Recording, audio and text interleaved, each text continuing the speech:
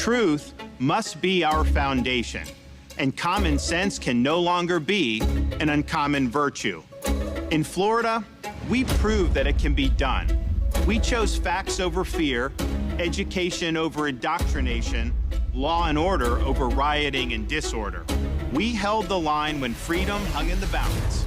We showed that we can and must revitalize America. We need the courage to lead and the strength to win. I'm Ron DeSantis, and I'm running for president to lead our great American comeback. Le retour de l'Amérique promet Ron DeSantis, le gouverneur de la Floride, qui a lancé officiellement sa campagne présidentielle. En fait, ce que vous venez de voir, il a publié sur Twitter peut-être 2 heures avant l'heure prévue de cette fameuse rencontre dans l'espace Twitter. Heureusement qu'il a fait ça, parce que le reste était complètement raté, puisque ça a commencé avec beaucoup de retard, cet entretien entre Elon Musk et lui. Bon, alors, est-ce que ça va laisser des conséquences? Ça devait être un lancement historique. Alors, je joins notre correspondante aux États-Unis, Azeb Ouaddegorgas, qui est justement à Miami. Bonsoir, Azeb. Bonsoir, Anne-Marie. Et Daniel Marien, professeur en sciences politiques à la University of Central Florida. Bonsoir, Daniel Marien. Bonsoir. Écoutez, c'était tout un ratage, Daniel Marien, que ce lancement sur Twitter, ou non? Ah ben oui, parce qu'au début d'une émission comme ça, c'est là que les gens s'agglutinent sur l'émission. Et puis, s'il y a des ratages, c'est possible qu'il y ait beaucoup de gens qui aient décroché. Néanmoins, vous savez, j'écoutais par la suite le dialogue. C'était pas une mauvaise idée pour le gouverneur de faire ça parce que c'était dans un milieu clos, c'est-à-dire un milieu où on est des gens de droite, l'animateur est de droite, et il n'y a pas de contestation des faits souvent discutables, que des affirmations de faits souvent discutables que le gouverneur fait. Alors, c'était effectif, je pense, dans ce sens-là. Combien de gens ont écouté, combien de gens ont perduré au travers des protestes, ça, je ne sais pas encore. En fait, moi, quand je suis allée juste avant l'émission, ça tournait autour de 100 quelques mille présents à ce moment-là, mais il faut se vanter qu'à un moment donné, il y en a eu 500 000, mais si ça ne marchait pas. Et vous, Azeb, je vais même vous montrer la réaction qui est arrivée sur Twitter très rapidement, parce que c'est ça, les réseaux sociaux, c'est instantané. Elon Musk avec M. DeSantis, échec au lancement, puis une fusée qui s'écrase en arrière. Alors, que retenez-vous de ce lancement, vous, Azeb? Écoutez, ça a très mal commencé, comme vous l'avez dit, c'est 20 minutes. Et pour Elon Musk, c'est un deuxième lancement qui rate, puisqu'il avait tenté de lancer une fusée, son projet n'avait pas marché.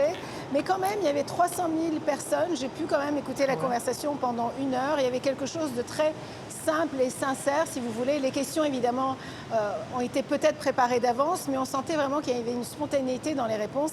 Et c'était une façon, finalement, de démystifier, en fait, qui est Ron DeSantis, qu'est-ce qu'il pense vraiment sur plusieurs enjeux. Donc, il a eu l'occasion, si vous voulez, de s'expliquer sur plusieurs dossiers qui sont quand même controversés aux États-Unis.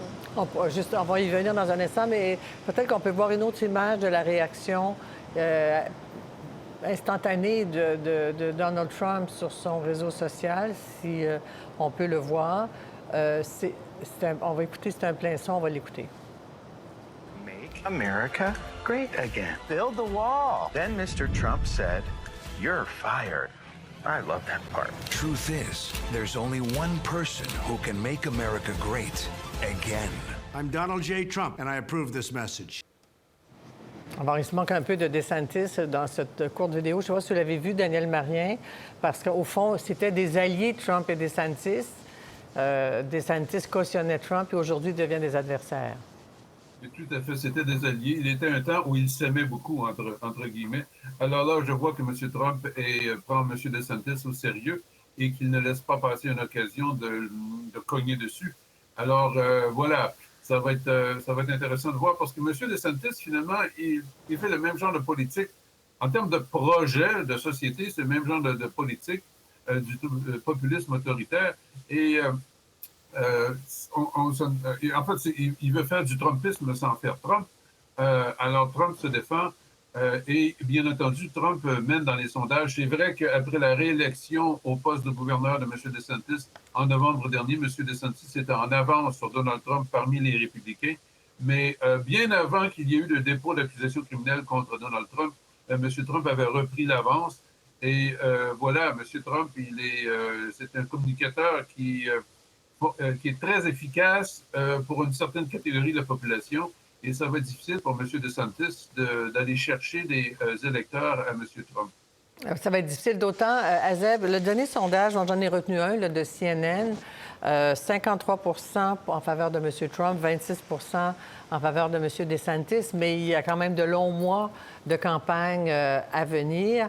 Dans ce que vous entendez de DeSantis, misant sur son bilan de gouverneur de la Floride, avec des enjeux très conservateurs, est-ce qu'il a des chances de gruger des voix ou des intentions de vote du côté de Trump? En tout cas, il va diviser certainement le vote républicain. Vous savez, cette base ultra-conservatrice, notamment, il vient de signer plusieurs lois là, qui vont être effectives à partir du 1er juillet, dont celle sur l'avortement, 6 semaines de grossesse, pas plus que 6 semaines de grossesse pour avoir le droit d'avorter. Également pour le port d'armes, sans restriction en Floride à partir du 1er juillet. Il s'attaque aussi aux propriétaires chinois de terrains agricoles en Floride. Bref, Ron DeSantis essaye vraiment de proposer une droite, plus à droite encore de Donald Trump. Je discutais avec une commerçante francophone ici qui me disait, écoutez, il est pire que Donald Trump. Il risque de récupérer toute sa base parce que ce n'est pas juste un discours.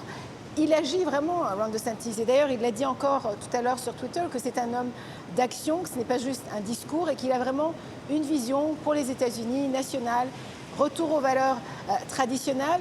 Et Donald Trump, dans une de ses publicités, il écrit « Je suis le candidat pro-vie, anti-choix ». Donc il revient un peu là-dessus. Mais là, DeSantis, avec les récentes lois qu'il a signées, il risque quand même de gruger les votes. Donc c'est encore, comme vous l'avez dit, trop tôt là pour voir à quel point en fait il va remonter dans les sondages. Quoi qu'il arrive, Daniel Marien, est-ce que DeSantis mise sur une victoire maintenant ou essaie-t-il d'être le principal candidat républicain dès que Trump est détrôné, que ce soit aux primaires, à l'élection ou plus tard? Parce que Trump est quand même un perdant. Il a perdu dans trois instances électorales, alors que DeSantis se présente comme un grand vainqueur. Ah, mais c'est l'argument que M. DeSantis fait, que lui gagne, il peut gagner. C'est l'allusion aux défaites de M. Trump en 2020 et aux défaites des candidats en 2022, des candidats qui avaient été approuvés ou appuyés par Donald Trump. Je veux revenir sur la question de l'avortement. Il faut comprendre que M. DeSantis s'est positionné à droite de M. Trump sur l'avortement. Sur l'avortement, M. Trump ménage la chèvre et le chou. M. DeSantis, lui, c'est pas plus que 6 semaines. Et il faut comprendre que 6 semaines, interdire l'avortement après 6 semaines, c'est en fait, en pratique, interdire l'avortement tout court. Parce que c'est pas possible, en général, d'avoir un avortement seulement après 6 semaines de la grossesse. Ça prend d'abord 3 semaines pour se rendre compte qu'on est enceinte. Et puis, pour prendre des rendez-vous à la clinique, en Floride, la moyenne d'attente, c'est 3 semaines. Alors, c'est fini. Alors là, il faudrait aller dans un autre État. Alors, ça montre la dureté de M. Trump et la dame auquel s'adressait... oui, pardon, de DeSantis. La dame auquel s'adressait votre correspondante en Floride a parfaitement raison. Il est très dur. Sa politique est très à droite. Et Azeb, justement, sur la question de l'avortement, Mme Haley, elle, autre candidate, mais très faible dans les sondages, seule femme candidate jusqu'à maintenant, en tout cas, semble dire qu'elle elle ferait adopter une interdiction nationale ou fédérale, contrairement à la décision de la Cour suprême en juin dernier qui renvoyait ça aux différents États. Est-ce que ça va être un débat important entre républicains, cette question-là? Oui, c'est un dossier qui revient parce qu'ils veulent tous récupérer, si vous voulez, la droite religieuse. Hein. Même Mike Pence, aujourd'hui, s'est exprimé sur la candidature de Ron DeSantis en disant que, bon, peut-être qu'on a besoin d'un nouveau leader, que les républicains ont besoin d'un nouveau leader.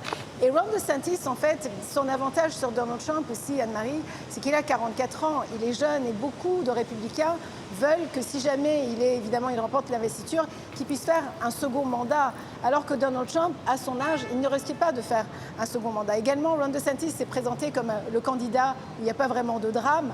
On sait que Donald Trump essuie toutes ces batailles judiciaires. Là, il y en a tellement que les républicains ne savent plus vraiment où mettre la tête. Ron DeSantis se présente un peu comme le candidat propre. On sait ce qu'il veut, on sait ce quoi il croit. Donc, là-dessus, je pense qu'il risque quand même d'avoir du soutien. Mais Donald Trump reste extrêmement populaire. Ici, on a parlé à beaucoup de gens, des Floridiens. Ils disent que c'est vraiment, ils aiment Donald Trump. Et Ron DeSantis, sa récente loi sur l'immigration n'est pas du tout populaire, surtout dans la population latino, qui est quand même celle qui avait toujours voté pour lui, parce qu'il divise. Maintenant, les migrants sans papier, il les criminalise littéralement. Et même les employeurs, ceux qui les emploient, risquent également d'être criminalisés. Donc ça, c'est une loi qui n'est pas très populaire. Donc à suivre, évidemment. À suivre, évidemment. Il reste 10 secondes, M. Marien. Conclusion. Les règles d'attribution des délégués à la conférence nationale républicaine vont favoriser M. Trump. C'est un winner-take-all system. Ouais. Alors, M. Trump, s'il fait 40 des votes, aura tous les délégués de la plupart des États. Bon. Et ça l'avantage de Trump sur DeSantis. Très bien. Merci, M. Marien. À très bientôt. On aime beaucoup vous parler. Et à Zeb, bien sûr, également. Merci à tous les deux en Floride, depuis la Floride. Bonne soirée. Au revoir. Au revoir. Pour voir nos émissions en entier,